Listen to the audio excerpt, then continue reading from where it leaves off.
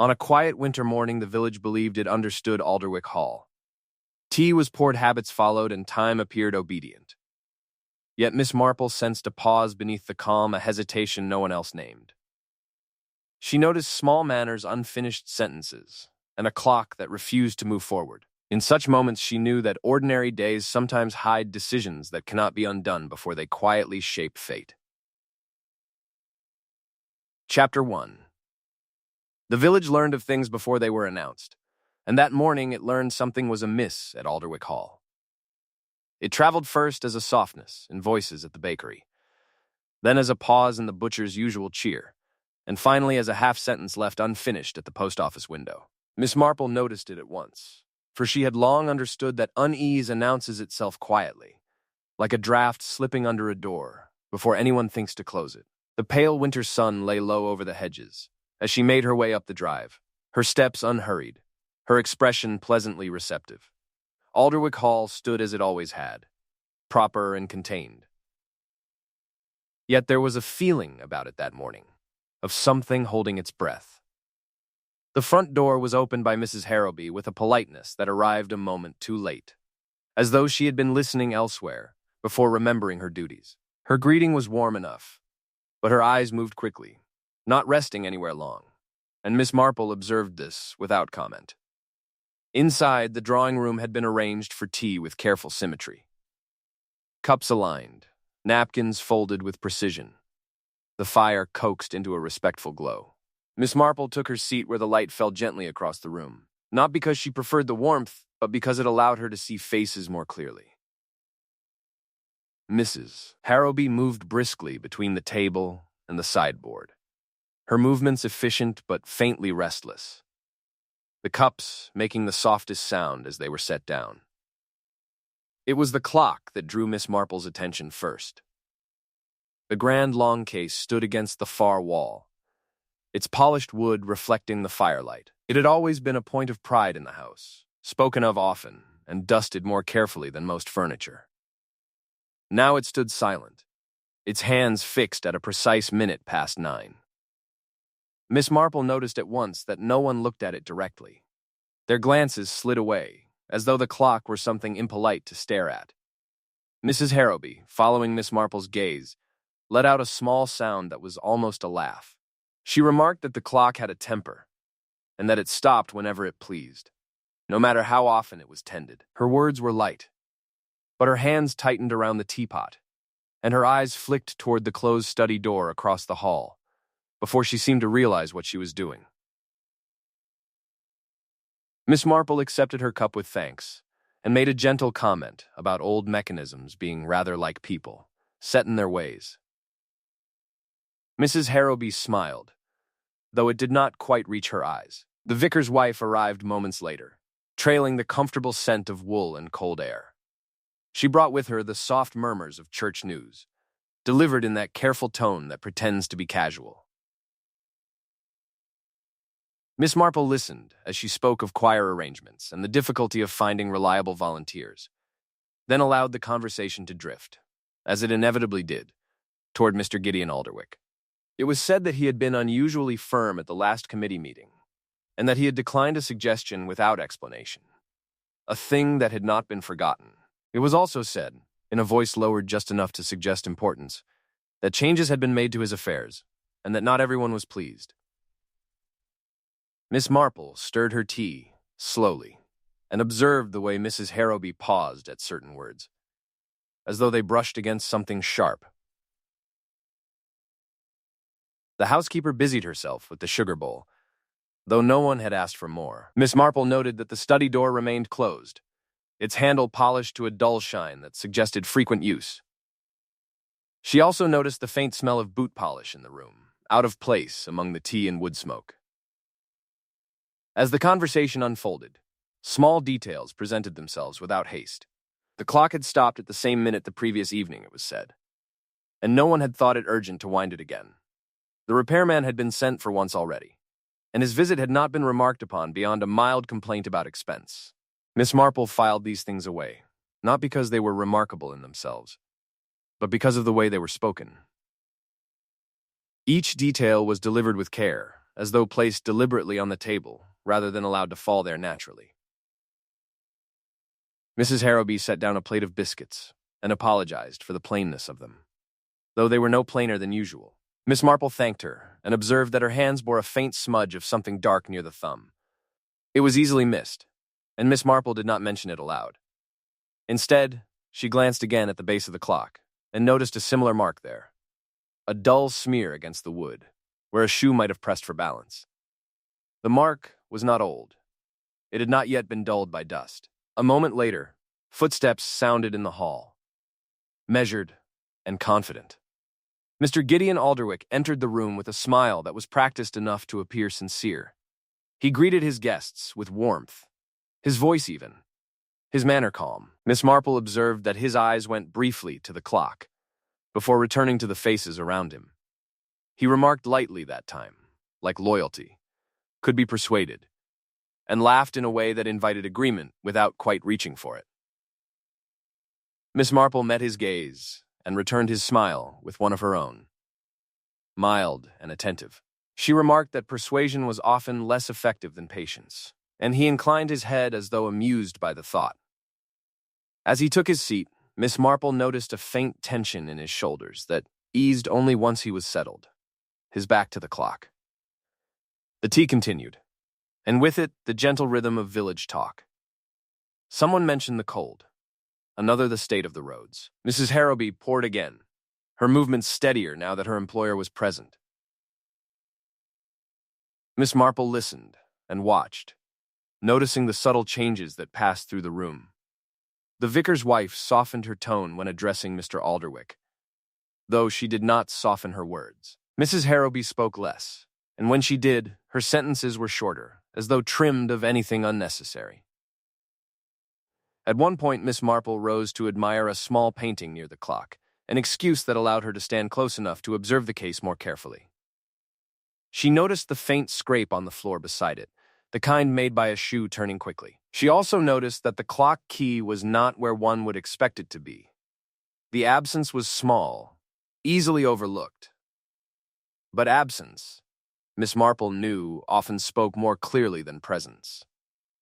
She returned to her seat and made a comment about the weather turning earlier than expected, a harmless observation that drew agreement. Mr. Alderwick responded with a remark about preparation being wiser than reaction, his voice pleasant but firm. Miss Marple observed how Mrs. Harrowby flinched almost imperceptibly at the word preparation, then smoothed her apron as though correcting herself. As the visit drew to a close, Miss Marple took her leave with expressions of thanks and pleasure. At the door, she paused just long enough to glance back into the hall. The study door remained closed, the clock still silent. The house felt orderly, respectable, and strained, like a smile held for too long. Outside, the winter light seemed thinner than before. Miss Marple walked away at the same unhurried pace, her thoughts calm, her expression serene. She reflected not on what had been said, but on what had been avoided. The clock had stopped at a chosen moment. Someone had steadied themselves there. Someone had decided that time would not move forward just yet, and Miss Marple, smiling kindly to herself as she reached the gate, understood that beneath the quiet manners and warm tea, something had already gone terribly wrong. Chapter 2. The tea shop learned its secrets early, long before the church bells marked the hour. That morning, the windows were fogged with steam and soft voices, and yet Miss Marple sensed the familiar tightening beneath the chatter, the way ordinary conversation bends when something uncomfortable presses against it. She took her seat near the window, where she could see both the street and the people who believed they were unseen. Mrs. Linton arrived shortly after, her coat buttoned too carefully, her smile offered like a courtesy rather than a feeling. She ordered tea she did not drink at once, stirring it absently while listening more than speaking. Miss Marple observed the motion of her spoon, steady at first, then faltering when Alderwick Hall was mentioned by another patron. It was a small thing, easily dismissed, but Miss Marple had learned that hands often spoke more honestly than mouths. Conversation drifted, as it always did, from weather to errands, then settled into the comfortable subject of other people. Someone remarked that the clock at Alderwick Hall had been troublesome again, and another laughed lightly, saying such old things could not be trusted. Mrs. Linton's spoon struck the side of her cup at that moment, sharp enough to draw a glance from the counter. She murmured an apology that no one required. Miss Marple sipped her tea and listened. A woman near the fire mentioned that a clock repairman had been seen walking up the drive the previous afternoon, his toolkit swinging with unnecessary haste. Another added that Mr. Gideon Alderwick had seemed impatient lately, less inclined to indulge village inefficiencies. The words were mild, but Miss Marple noticed how Mrs. Linton's shoulders tightened, as though bracing against a chill that had nothing to do with the weather. The door opened, letting in a draft and a man with thinning hair and a careful smile. Mr. Pritchard, the repairman himself, nodded to the room and ordered a roll he barely touched. Miss Marple watched him from behind her teacup, noting the way his eyes flicked toward Mrs. Linton, then away again. When someone asked after his work, he replied quickly that the clock was an old mechanism, stubborn but manageable. He spoke too confidently, as though rehearsed. Miss Marple leaned slightly forward and remarked, in her mildest tone, that old clocks often required patience more than tools. Mr. Pritchard agreed at once, too eagerly, and added that the case had been difficult to open. He paused then, corrected himself, and said he meant the back panel was stiff. Miss Marple nodded and said nothing more, but she noticed the faint sheen of sweat at his temple despite the cool air. Mrs. Linton finally lifted her cup and took a small sip, as though remembering her role. Her eyes met Miss Marple's briefly, then dropped again. Miss Marple smiled gently, offering no demand, only quiet attention. After a moment, Mrs. Linton spoke of the church bazaar, but her voice lacked its usual ease. She mentioned that Mr. Alderwick had promised support, then hesitated before adding that promises sometimes came with expectations. A small domestic detail interrupted the talk. The shopkeeper complained lightly that lamp oil had gone missing from the back room the previous evening, likely borrowed without asking. It was said with amusement, but Miss Marple noticed the way Mr. Pritchard's hands stilled on his plate. He resumed eating a moment later, though his appetite seemed diminished. Miss Marple reflected on the remark, recalling the faint scent she had noticed near the study. Oil was an ordinary thing, useful and harmless, yet its absence often meant it had been put to a purpose. She did not voice the thought, but she filed it away carefully, alongside the stopped clock and the missing key. Mrs. Linton rose to leave soon after, explaining that she had errands to attend to. As she stood, Miss Marple noticed a thin scratch along her wrist, hidden beneath lace but revealed by the angle of the light. Mrs. Linton followed her gaze and pulled her sleeve down at once, smiling too brightly. She said it was nothing, just a foolish accident with a parcel string. Miss Marple accepted the explanation with polite interest, remarking that parcels could be surprisingly unforgiving. Mrs. Linton laughed softly, though the sound carried little warmth, and hurried out into the cold. Miss Marple watched her go, noting the speed of her steps, the way she did not look back. The shop settled again, conversation resuming its gentle flow. Mr. Pritchard finished his roll and made to leave, but paused when Miss Marple wished him a good day. She added, conversationally, that it must be difficult working alone in large houses. He agreed quickly, saying the silence could be unsettling. He glanced toward the door as though eager to escape it. Once he had gone, Miss Marple remained a while longer, listening to the soft rhythm of village life.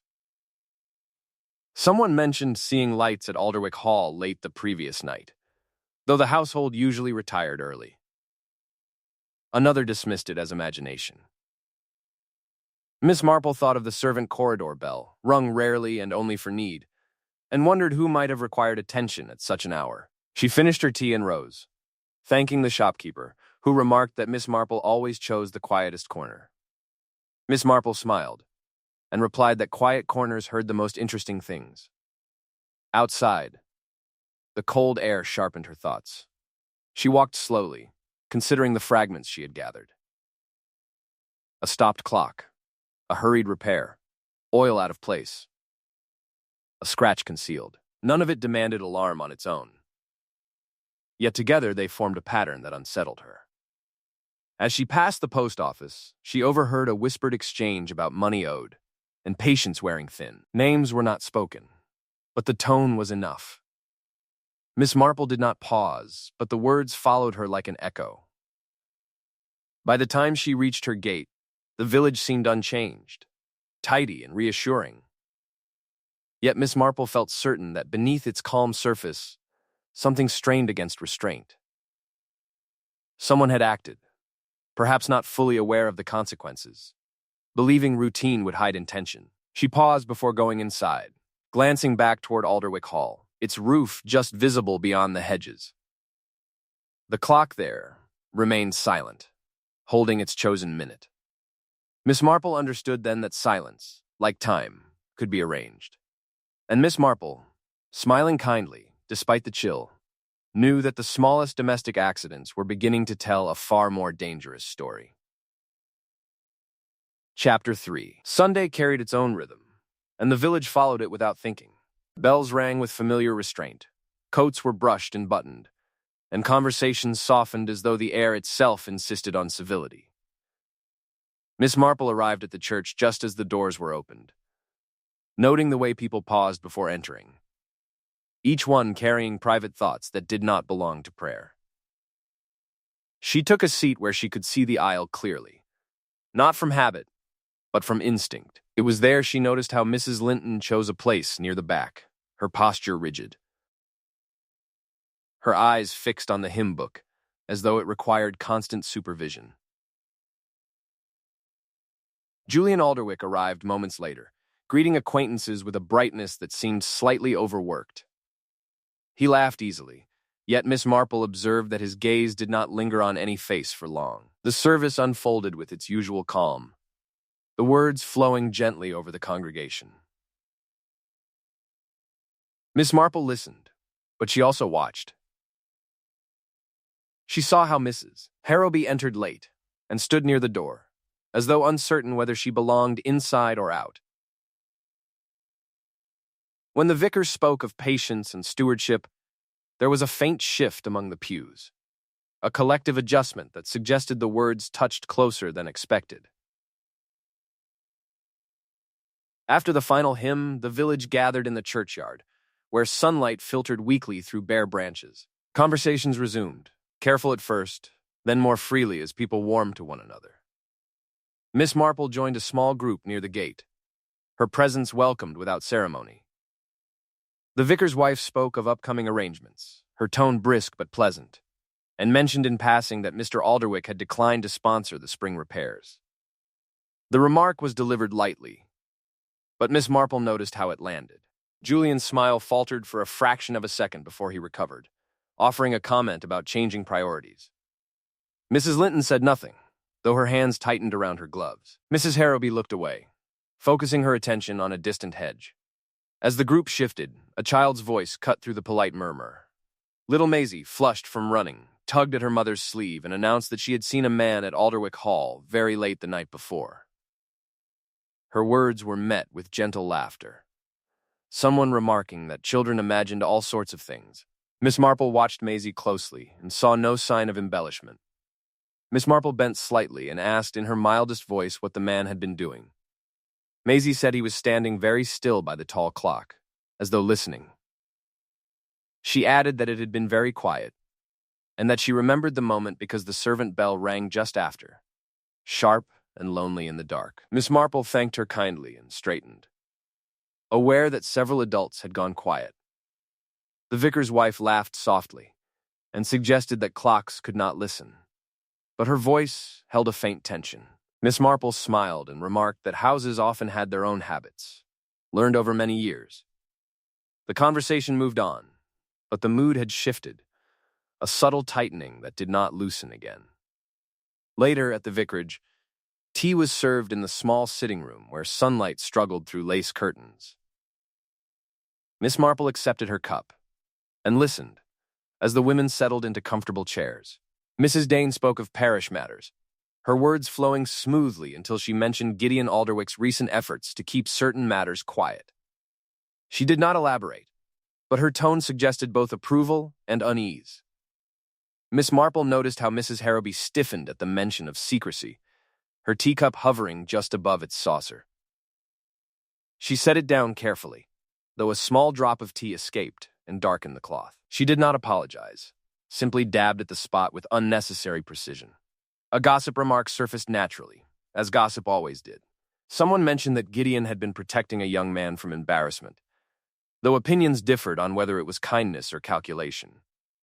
Miss Marple listened without comment, but she observed Julian's name left unspoken, hovering just beyond the edge of conversation.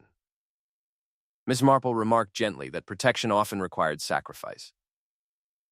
And Mrs. Dane agreed, adding that such arrangements rarely satisfied everyone involved. The room fell quiet for a moment, each woman considering her own understanding of the words. Miss Marple noticed that Mrs. Harrowby's hands were clasped tightly in her lap, her knuckles pale. As the afternoon wore on, the talk turned to practical matters. Mrs. Dane mentioned that Gideon had insisted certain doors at Alderwick Hall remain closed at night, a change that had unsettled the staff. Mrs. Harrowby nodded, adding that he valued privacy above comfort. Her voice was steady, but Miss Marple noticed the way she avoided looking at anyone as she spoke. A small domestic detail emerged when Mrs. Dane complained of the difficulty in keeping young Maisie from wandering. She mentioned the child's habit of ringing the servant bell when she wanted attention, a habit that had been discouraged. Miss Marple nodded thoughtfully, recalling Maisie's words and the precise timing she had given. Miss Marple took a moment to examine the room, noting the arrangement of furniture, the placement of cups, the faint smell of beeswax polish. She considered how houses, like people, revealed their truths through routine. When routines were disrupted, the disturbance lingered. As the gathering drew to a close, Miss Marple rose to leave. Mrs. Harrowby accompanied her to the door, her manner polite but strained. At the threshold, she paused and said, almost as an afterthought, that the study at Alderwick Hall had been locked more often lately. She added that Mr. Alderwick did not like interruptions. Miss Marple thanked her and remarked that uninterrupted time was valuable. Mrs. Harrowby nodded, though her expression suggested that uninterrupted time could also be dangerous. Outside, the churchyard was quiet. The earlier chatter dispersed. Miss Marple walked slowly, considering the afternoon's fragments. A child's certainty, an adult's silence, a bell rung at an unusual hour. Each detail rested gently in her mind, waiting to be understood. As she passed the edge of the village green, she noticed Julian standing alone, his posture rigid, his gaze fixed on the ground. When he looked up and saw her, he smiled and made a polite comment about the service. Miss Marple returned the smile and remarked on the importance of reflection. Julian agreed quickly, his voice a shade too eager. They parted, and Miss Marple continued on, the sound of her steps soft against the path. She felt certain now that the clock at Alderwick Hall was more than a household inconvenience. It had become a witness, silent but exact, marking a moment someone wished to preserve. As she reached her gate, Miss Marple paused and glanced back toward the village. Everything appeared as it should, orderly and calm. Yet beneath the surface, something waited, restrained by habit and fear. And Miss Marple, her expression gentle and her thoughts sharp, understood that the quiet arrangements made in the dark were beginning to press toward the light.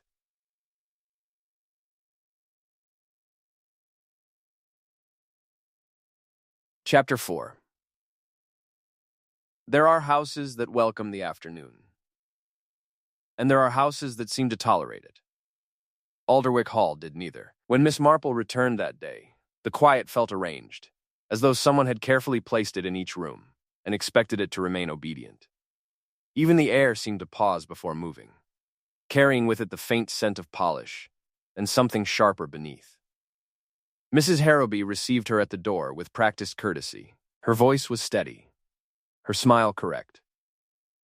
Yet Miss Marple noticed that she closed the door more firmly than necessary, her hand lingering on the handle a moment too long. It was a small thing, but small things often spoke loudly to those who listened. The hall lay before them, clean and orderly, the floor polished to a soft shine.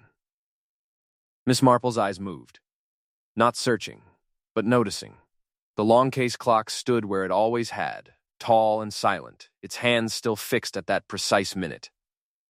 No one mentioned it. No one ever did. The silence around it had become part of the house, as natural and as deliberate as the arrangement of furniture. Tea was served in the drawing room once more, though fewer cups were set out this time. Miss Marple observed that one place was conspicuously absent. Mrs. Harrowby explained, without being asked, that Mr. Alderwick was resting and would not join them. Her tone suggested finality.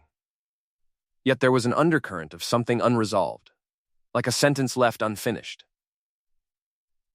As Mrs. Harrowby moved about the room, Miss Marple noticed fresh marks near the study door across the hall. The wood around the latch bore faint scratches, shallow enough to escape casual notice, yet too deliberate to be accidental. They were new. Miss Marple could tell by the color of the exposed grain, still pale beneath the polish. A gossip remark arrived in its usual gentle disguise. Mrs. Harrowby mentioned that the household had been unsettled lately, that routines were changing, doors kept closed where they had once been open. She spoke of it as an inconvenience, nothing more, but Miss Marple noted the way her voice lowered when she referred to the study. The word itself seemed to weigh upon her. Miss Marple replied with a mild comment about routines being comforting things, especially in old houses. Mrs. Harrowby agreed quickly, too quickly, and adjusted a cushion that did not need adjusting. Her hands shook slightly, though she stilled them at once. A moment later, Julian Alderwick entered the room. His manner was polished, his greeting warm, yet Miss Marple sensed an edge beneath it. He spoke of the weather, of business matters in town, of small plans that required no commitment. His laughter came easily, but it arrived a fraction of a second late, as though summoned rather than felt. Miss Marple watched him as she listened. She noticed the faint darkening at the edge of his cuffs, the same dull polish she had seen by the clock's base. She also noticed how he positioned himself with his back to the study door, blocking it without appearing to do so. A suspicious domestic detail presented itself when tea was poured.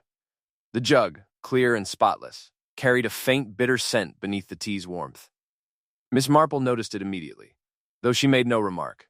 She simply drank less than usual and watched Julian as he lifted his cup, hesitated, then set it down untouched.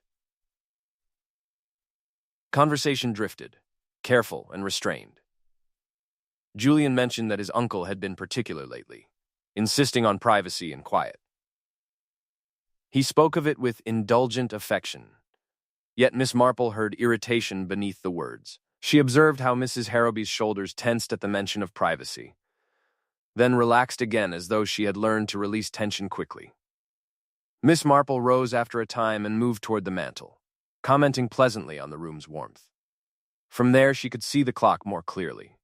She noticed the clock key resting on the mantel, though it sat at an odd angle, not quite aligned. It had been placed there deliberately, yet without care, as though returned by someone distracted. She reached out and touched the wood lightly, remarking on the quality of the craftsmanship. Julian watched her closely, his expression attentive. Miss Marple felt his gaze like a hand resting on her shoulder, testing for resistance. A subtle change in tone followed when Miss Marple mentioned that she had once known a house where the study door had been damaged by repeated locking. Julian laughed and said that locks were meant to protect. His voice was smooth, but it carried a sharpness that had not been there before. Mrs. Harrowby looked down at her hands. Miss Marple nodded and replied that protection often depended on timing. She allowed the words to settle without explanation. Julian's smile tightened, then softened again, like fabric stretched too far, and eased back into place. The afternoon wore on, and the drawing room grew quieter. Mrs. Harrowby excused herself briefly, returning with a sealed envelope she placed on a side table. She said it had been left for Julian, though she did not say by whom. Miss Marple noticed that the seal was unbroken, yet the envelope bore a faint crease, as though it had been handled more than once. Julian glanced at it, then away, saying it could wait. Miss Marple observed the way his fingers twitched, just once, before stilling. She reflected that impatience often betrayed itself in the smallest gestures. Another gossip remark arrived, carried by a passing comment about the clock repairman's visit. Mrs. Harrowby said he had been efficient, if abrupt, and that he had asked many questions about the house. Julian dismissed it lightly, saying tradesmen were always curious. Miss Marple noticed how he did not look at the clock as he spoke. Miss Marple excused herself shortly after, citing the fading light. Mrs. Harrowby accompanied her into the hall. There, with the drawing-room door closed behind them, the silence felt heavier. Miss Marple paused, glancing toward the study door. It remained closed, its surface unremarkable, yet Miss Marple sensed the tension it held. Mrs. Harrowby spoke then, her voice low. She said that Mr. Alderwick did not wish to be disturbed, and that the study was locked by his request. She added, as though compelled, that she had tried the door earlier and found it stubborn. Miss Marple noted the choice of word. Stubborn, not locked. Miss Marple replied gently that old locks often resisted change. Mrs. Harrowby nodded, her eyes bright with unshed feeling. She said nothing more. As Miss Marple stepped outside, she noticed the faint scrape at the threshold, a mark made by a shoe turning quickly. It matched the mark by the clock. She walked down the drive slowly, considering what she had seen and what she had not been allowed to see. Behind her, Alderwick Hall stood quiet and composed, its windows reflecting the pale sky. Inside, a study door remained closed, a clock remained silent, and arrangements made earlier continued to hold. And Miss Marple, her thoughts calm and precise, understood that whatever lay behind that closed door was being guarded not by locks alone, but by fear, impatience, and a silence that could not last much longer. Chapter 5.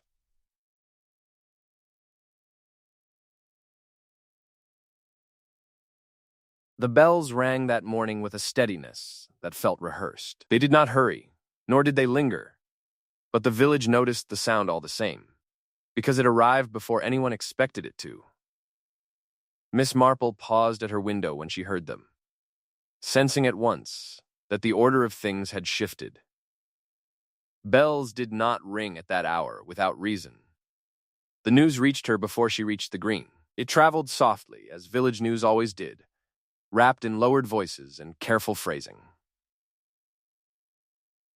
Mr. Gideon Alderwick had been found in his study, seated in his chair, his head inclined as though he had been reading or thinking. There had been no disturbance, no sound raised in the night. It was said to be a quiet passing. Miss Marple listened to the words and noted how much effort was being spent to make them reassuring. By the time she arrived at Alderwick Hall, the house had changed its manner entirely. The door stood open, though it rarely did, and people moved within with careful steps, as though afraid of making marks that could not be erased.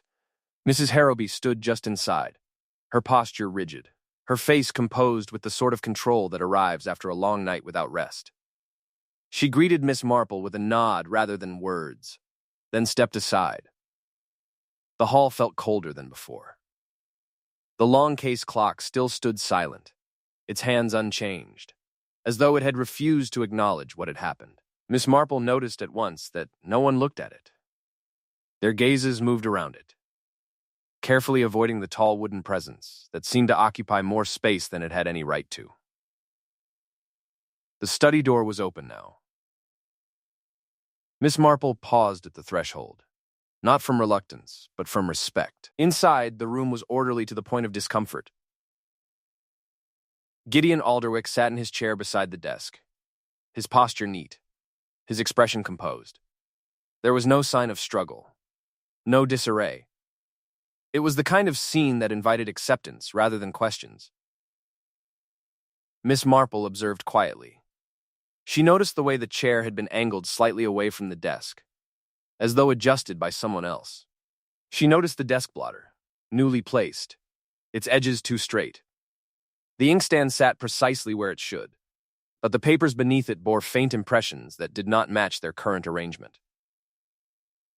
A doctor spoke in low tones nearby, explaining that the end had likely come gently, perhaps encouraged by strain. The words were chosen carefully, like stones placed across uncertain ground. Miss Marple listened without interrupting, her attention divided between the explanation and the room itself. A small domestic detail presented itself almost at once. On a side table stood a tray with a cup and saucer, both freshly washed and dried. The cup was Gideon's. Miss Marple recognized it from earlier visits, yet it gleamed as though it had never been used. Miss Marple thought of the habits of old men and old houses. Cups were not washed immediately in moments of distress.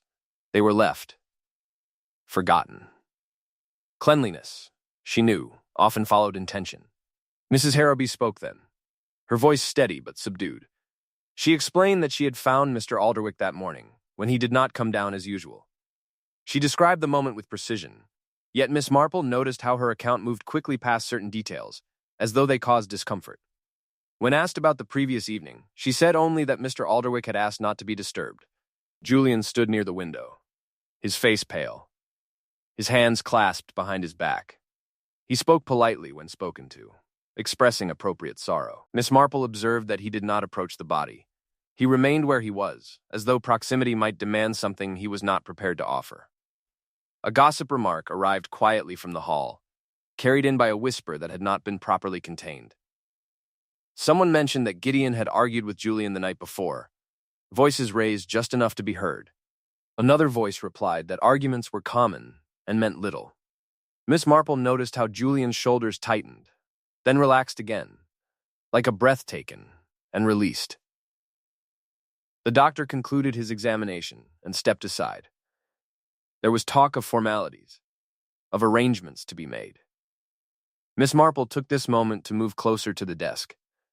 She did not touch anything. She did not need to.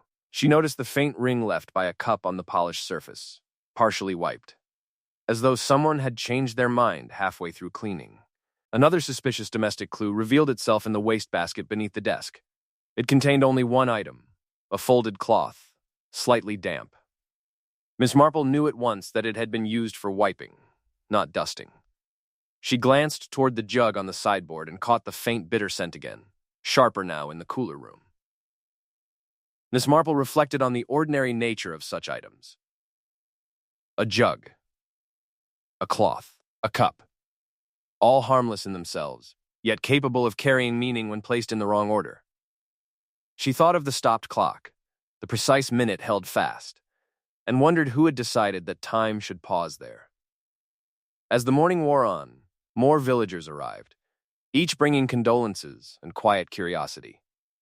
The room filled with murmured sympathy, careful not to intrude.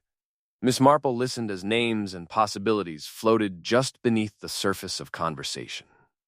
Some spoke of Gideon's firmness, others of his generosity. No one spoke openly of resentment, but Miss Marple heard it in the pauses. Mrs. Linton arrived later, her face pale, her eyes rimmed with red. She approached Miss Marple and took her hand, her grip firm, almost desperate. She spoke of shock and disbelief, her words sincere enough.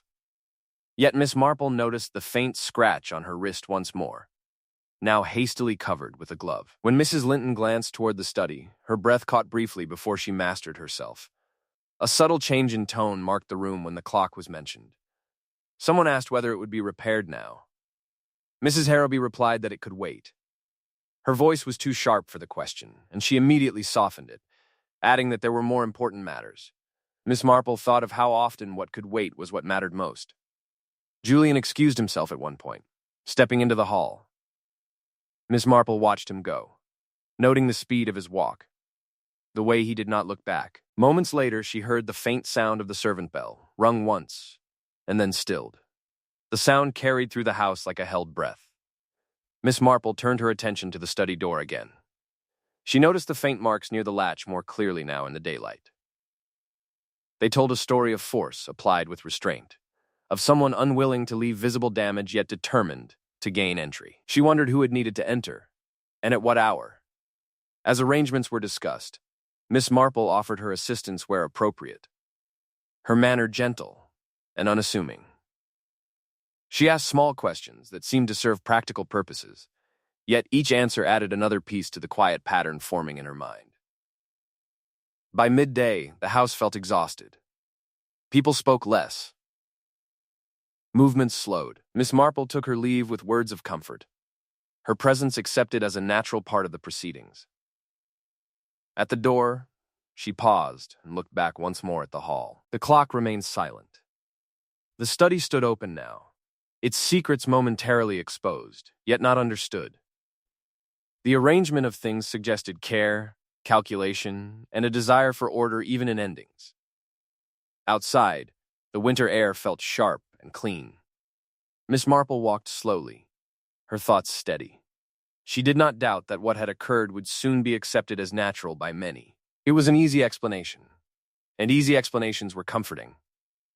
But Miss Marple knew that comfort often concealed intent. Someone had taken the time to tidy, to arrange, to decide what should be seen and what should be removed. Someone had believed that routine would protect them, that domestic order could disguise a deliberate act. As she reached the path that led away from Alderwick Hall, Miss Marple glanced back one final time. The house stood quietly against the pale sky, respectable and composed. And Miss Marple, her expression kind and her mind alert, understood that the village had entered a new phase of its quiet drama, and that the truth, once set in motion, would not remain still for long. Chapter 6. Money changes the tone of a village faster than grief ever does. Miss Marple noticed it the very morning the solicitor arrived, because voices softened too carefully, and smiles appeared where sorrow ought still to have lived. The bell at Alderwick Hall rang at a respectable hour, and the sound carried with it a sense of anticipation that felt quite different from mourning. Miss Marple arrived later than most, allowing the first stir of excitement to settle into habit. The drawing room had been rearranged once again, chairs placed closer, as though the room itself leaned in to listen. On a small table near the window sat a leather case, neat and well-worn, its presence lending an air of authority. Miss Marple observed that several eyes returned to it repeatedly, then away again, as though drawn and repelled in equal measure. Julian Alderwick stood near the fireplace, his posture composed, his expression appropriately subdued. Yet Miss Marple noticed the faint tension in his jaw, the way his fingers pressed together and released, then pressed again. It was the movement of someone rehearsing patience rather than possessing it. Mrs. Harrowby hovered nearby, attentive and precise. Her manner suggested control regained through effort. Miss Marple observed that she had placed a fresh cloth on the side table, smoothing it more than necessary. Tidiness, Miss Marple reflected, was often the chosen language of those who feared disorder. The solicitor began to speak in a measured voice, his words falling gently into the room. He spoke of arrangements made some weeks earlier, of careful consideration and clarity of mind. Miss Marple listened closely, not to the formal language itself, but to the way it was received. When certain phrases were spoken, Julian's head lifted slightly. When others followed, his gaze dropped. The first surprise arrived politely. A portion of Gideon Alderwick's estate had been set aside for a small village charity, one he had supported quietly, but never publicly. A murmur passed through the room, restrained but unmistakable. Miss Marple observed how Julian's lips pressed together, just for a moment, before he smiled and nodded, as though approving of generosity. The solicitor continued. Adjustments had been made. Expectations revised. Some provisions reduced. Miss Marple noticed how Julian's breathing changed, shallow for a brief span, then controlled again. His hand moved to his cuff and rubbed the fabric with his thumb, back and forth, as though trying to remove a mark no one else could see. Mrs. Linton sat near the window, her face pale, her hands folded carefully in her lap. Miss Marple observed the way she leaned forward when the solicitor spoke of private agreements, then eased back again when the language returned to formalities. Her composure was admirable, though it required constant attention. A gossip remark surfaced quietly from the far side of the room. Someone murmured that Gideon had always believed in consequences, that he preferred fairness to comfort. The words were meant kindly, yet Miss Marple noticed how they landed. Julian's smile tightened, then loosened again, like a knot pulled and released. The reading concluded and the room seemed to exhale. Polite comments followed. Expressions of respect and surprise offered in equal measure. Miss Marple remained seated, her gaze drifting naturally, observing the small shifts that revealed far more than words. Mrs. Harrowby excused herself briefly and returned with a tray of tea. Miss Marple noticed at once that the jug was different from the one usually used. Newer, its glass clearer. She lifted her cup and caught the faintest trace of bitterness beneath the tea's warmth. It was subtle, easily missed, but it was there. Miss Marple drank only a little and set the cup aside. She observed Julian do the same, his eyes flicking to the jug before he turned his attention elsewhere. His voice rose slightly as he addressed the solicitor, asking about practical matters, the question framed as responsibility but carried by urgency. Miss Marple leaned back and allowed the conversation to flow. She noticed Mrs. Harrowby watching Julian closely, her expression unreadable. When the solicitor mentioned that Gideon had requested a duplicate clock key some time ago, the room stilled for a fraction of a second. The pause was brief, but Miss Marple felt it settle like dust. Julian laughed lightly and said his uncle had been particular about his belongings. The remark was delivered smoothly. Yet Miss Marple noticed the way his thumb resumed its steady rubbing. Back and forth. Back and forth. The gesture was familiar now, a quiet habit that appeared whenever pressure was applied. Miss Marple spoke then, her tone mild, almost conversational. She remarked that old clocks often required careful handling, especially when more than one person knew how to open them. The solicitor agreed politely, offering no further comment. Julian nodded as well, though his eyes did not meet hers. A subtle change in behavior followed. Mrs. Linton rose and moved toward the sideboard, her movements deliberate. Miss Marple observed that she avoided the jug entirely, choosing instead to pour from a teapot that had already cooled. When she returned to her seat, her hands trembled just enough to disturb the surface of the tea. Miss Marple turned her attention to the room itself. She noticed the absence of the blotter from the study desk, mentioned quietly by Mrs. Harrowby as having been moved for neatness. The explanation had been offered without prompting, and Miss Marple reflected that explanations offered too readily often concealed discomfort. Conversation shifted toward practical arrangements. Who would oversee the household now? What would change? What would remain the same? Miss Marple listened and observed how Julian spoke of continuity, of preserving his uncle's wishes. His words were careful, yet beneath them Miss Marple sensed impatience, a desire to conclude matters swiftly. Another domestic detail emerged when Mrs. Harrowby mentioned having found the clock key earlier that morning. Not where it usually rested, but tucked behind a book on the hall table. She laughed softly as she said it, dismissing it as a simple oversight. Miss Marple noticed Julian glance up sharply, then look away. Miss Marple remarked gently that keys often wandered when many hands passed through a house. Mrs. Harrowby agreed, though her smile faded quickly. She folded her hands together, her knuckles pale, then released them again. As the gathering began to disperse, Miss Marple rose and moved slowly toward the hall. She did not hurry. She paused near the long case clock, and examined it with polite interest. The case bore the faintest smudge near its base, dulled now by a careless swipe, yet still visible to one who knew where to look. Julian joined her moments later. He spoke pleasantly of the clock's age and value, remarking that it would need proper attention soon. Miss Marple agreed, and added that time, once stopped, often revealed more than it concealed. The words were gentle, yet Julian's laughter came a moment too late. Miss Marple turned and met his gaze, her expression kind, her eyes attentive. She noticed how his thumb stilled at last, pressed flat against his cuff as though held there by effort.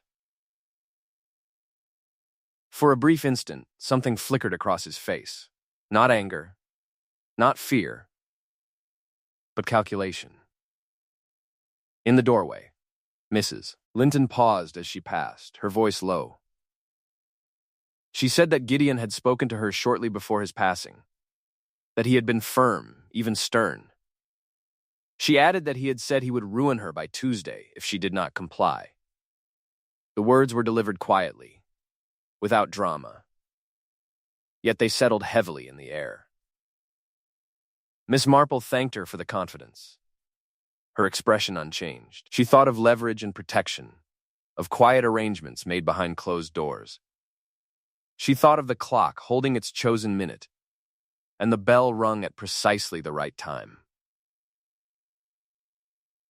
As Miss Marple took her leave, the house seemed restless again, its calm stretched thin.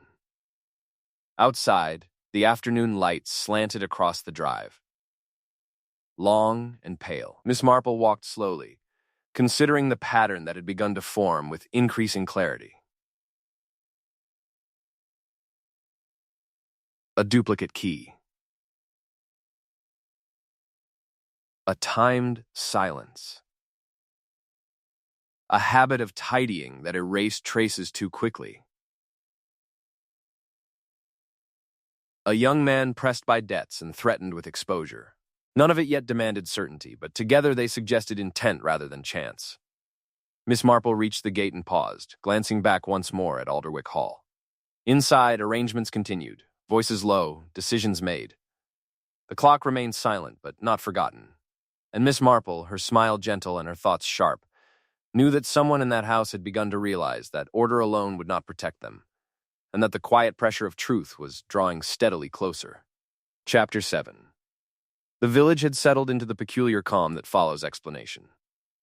Miss Marple noticed it in the way doors were closed more softly than usual, in the careful politeness that wrapped every conversation like a shawl pulled too tightly around the shoulders. People spoke now as though the matter had found its shape, as though the passing at Alderwick Hall belonged safely to routine and sorrow. Miss Marple understood that this was the most dangerous moment of all. She began her day with visits that appeared entirely ordinary. She called at the baker's, listened at the post office, paused at the green where two women spoke in lowered voices about nothing in particular. It was there that a small gossip remark reached her ears, delivered with a half smile and a shake of the head. Julian Alderwick had been seen late the previous night, walking from the direction of the servant corridor rather than the main door. It was mentioned as curiosity rather than accusation, and Miss Marple thanked the speaker kindly before moving on. She did not hurry. Haste, she had learned, encouraged defensiveness. Instead, she allowed herself to be seen, her presence becoming part of the village fabric once more. By midday, she had accepted an invitation to Alderwick Hall under the pleasant excuse of checking on Mrs. Harrowby. The house greeted her with a quiet that felt deliberate, rather than restful. Mrs. Harrowby appeared relieved to see her, though she tried to hide it. Her voice was calm, her manner correct. Yet Miss Marple noticed the faint tremor that passed through her hands when she poured tea. They sat together in the smaller sitting room, away from the drawing room where decisions had been made, and words carefully chosen. Miss Marple spoke of small things at first. The weather, the comfort of routine, the way houses seemed to notice change even when people pretended not to. Mrs. Harrowby listened, nodding, her eyes fixed on the rim of her cup. When Miss Marple remarked gently that Alderwick Hall had grown quieter since the clock stopped, Mrs. Harrowby inhaled sharply, then steadied herself. She said, after a pause, that the house did feel different. That sounds carried strangely now, as though walls remembered them. Miss Marple nodded and said nothing more, allowing the silence to do its work. After a moment, Mrs. Harrowby added that she had never liked the servant bell. Not at night. It rang too sharply, she said. Too exact. Miss Marple replied mildly that bells were meant to be heard. Mrs. Harrowby looked up then, meeting her eyes for the first time. There was something close to relief in her expression, as though being understood lightened a burden she had carried alone. Later, Miss Marple moved through the house under the polite pretense of familiarity. She paused in the hall, letting her fingers trail lightly along the banister. She noticed the faint scuff near the servant corridor door, dull with polish, not yet worn away. It matched the mark by the clock and the threshold. The pattern felt complete now, not proven, but coherent. Julian entered the hall moments later, his expression carefully neutral. He greeted Miss Marple warmly, asking after her comfort, offering assistance she did not require. Miss Marple accepted his concern with gratitude and remarked on how quickly life demanded adjustments. Julian agreed, his voice smooth. Yet Miss Marple observed the tension in his posture, the way his weight shifted from foot to foot. She commented, almost idly, that she had always found it curious how people used different routes through familiar spaces when they wished not to be noticed. Julian laughed lightly and said habits were difficult to change. Miss Marple smiled and replied that habits often revealed themselves under pressure. As they spoke, Miss Marple noticed Julian's thumb begin its familiar movement against his cuff. Back and forth. Back and forth. She said nothing, but she allowed her gaze to rest there, just long enough for him to notice. The movement slowed, then stopped. Miss Marple excused herself shortly after and stepped into the study. The room felt subdued now, emptied of its earlier tension, yet not relieved of it. She stood near the desk and looked. Not at the surface, but at the space beneath. There, faint but visible, lay the outline where the wastebasket had once rested. It had been moved again, its placement altered. She bent slightly and noticed a thin line of dried residue along the skirting board, almost invisible, unless one knew to look. It had the faint scent she had encountered before, bitter and sharp. Miss Marple straightened slowly, her thoughts aligning with quiet certainty. In the kitchen later, a small domestic clue presented itself without effort. The maid mentioned, while drying cups, that she had been instructed to rinse the jug twice the night Gideon was found. It had been said casually, as a matter of preference. Miss Marple thanked her and remarked that some people were particular about taste. The maid agreed readily, adding that Mr. Julian disliked bitterness. Miss Marple nodded, her expression thoughtful. She asked whether the servant bell had been rung often lately. The maid replied that it had rung once that night, just once, and that it had startled her because it was so exact, not repeated. She said she had been told everything was fine. As afternoon turned toward evening, Miss Marple took a slow walk through the grounds. She paused near the window that overlooked the study and noticed how the latch aligned when closed from the inside. She considered the timing again. The bell, the clock, the precise minute held still. It was all too careful to be chance. She returned inside to find Julian alone in the drawing room. He greeted her with a politeness that felt increasingly strained. Miss Marple took a seat and remarked on the burden of responsibility, how difficult it could be to carry another person's expectations. Julian agreed at once, speaking of loyalty and obligation. Miss Marple listened, then said quietly that Gideon Alderwick had believed in consequences. The words were spoken gently, without accusation. Julian's response came too quickly. He said his uncle had been stubborn. His voice sharpened before he softened it again. Miss Marple observed the shift and continued calmly. She spoke of clocks, of how they required precise handling, especially when one wished to stop them without breaking them. Julian laughed, though the sound lacked warmth. He said he knew nothing of such things. Miss Marple nodded and replied that knowledge was not always necessary. Opportunity, she added, often did the work itself. Julian's hand moved again, then stilled. His gaze fixed on the carpet, then lifted to meet hers. The room felt smaller then, as though the walls had edged closer. Miss Marple felt no urgency. She did not accuse. She did not confront. She simply allowed the truth to sit between them, unspoken yet unmistakable.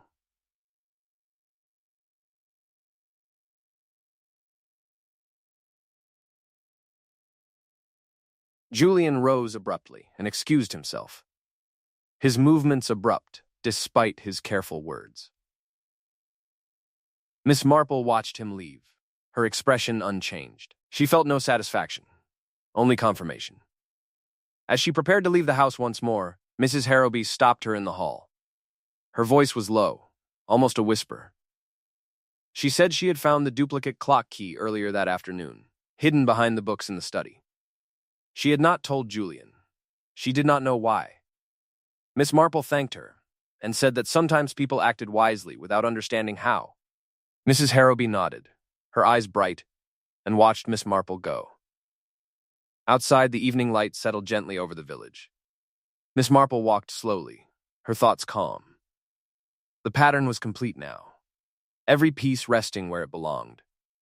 What remained was not discovery, but revelation.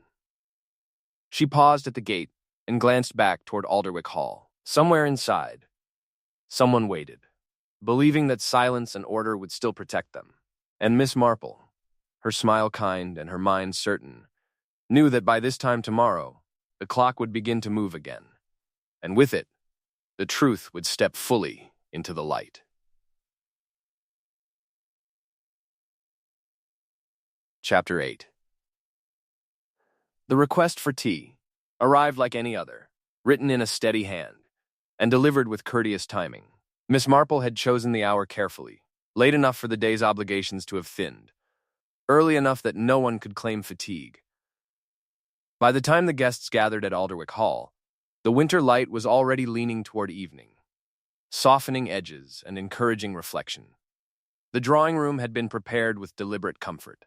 Chairs were arranged in a loose circle rather than their usual polite order, and the fire had been coaxed into a gentle, reassuring glow. Miss Marple took her seat last, settling herself with an air of mild satisfaction, as though this were no more than a neighborly visit meant to soothe strained nerves. Mrs. Harrowby poured tea with care, her movements calmer than they had been in days. Mrs. Linton sat opposite Miss Marple, her posture controlled, her hands folded tightly in her lap.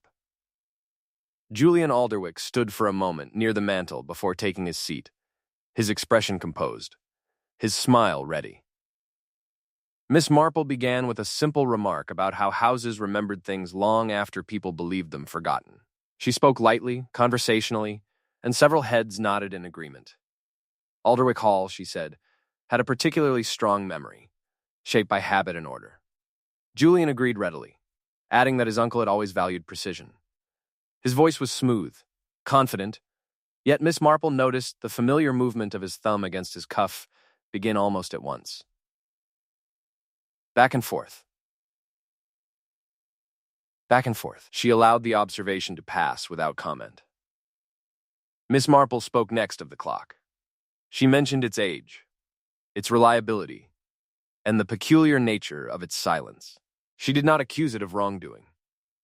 She merely observed that clocks, like people, sometimes stopped when encouraged to do so. The room grew very still. Mrs. Harrowby shifted in her chair, her gaze fixed on the teacups. Mrs. Linton inhaled quietly, then released the breath with care. Julian smiled and said that old mechanisms could be unpredictable. Miss Marple smiled back, kindly. She replied that unpredictability usually left marks. She spoke of the dull polish at the clock's base, of the faint scrape on the floor, of the way someone had steadied themselves there in haste. Her tone remained gentle, almost apologetic, as though she regretted drawing attention to such trivial matters. Julian's smile tightened, then eased again. He remarked that many people passed through the hall, that such marks meant nothing. Miss Marple agreed. She said that one mark meant nothing. Several marks, appearing together, often meant something else. She turned her attention to the servant bell, recalling how it had rung once in the night, sharply and exactly. Bells, she said, were not rung by accident. They were used when someone wished to summon help without being seen. Mrs. Harrowby's hands trembled slightly, then stilled. Miss Marple continued, her voice warm, confiding. She spoke of the timing. The bell. The clock stopping at the precise minute, the quiet that followed. She explained how someone familiar with the house could create a moment that felt fixed, inevitable, beyond question. Julian laughed lightly and said this all sounded very elaborate. Miss Marple agreed. She said elaborate arrangements were often made by those who feared simple truths.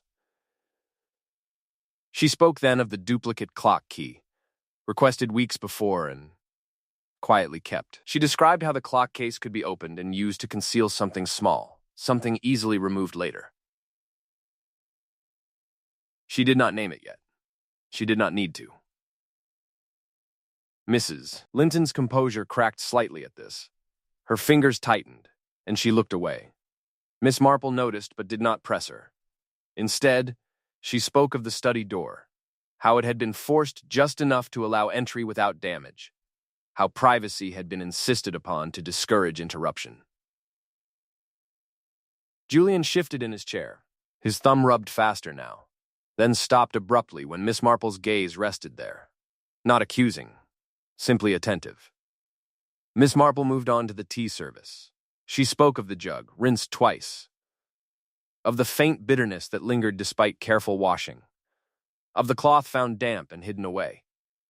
She spoke of how cleanliness, when applied too quickly, often erased what someone wished never to be found. Julian interrupted then, his voice sharper than before. He said his uncle had been particular, that he disliked unpleasant tastes. Miss Marple nodded and replied that this was true.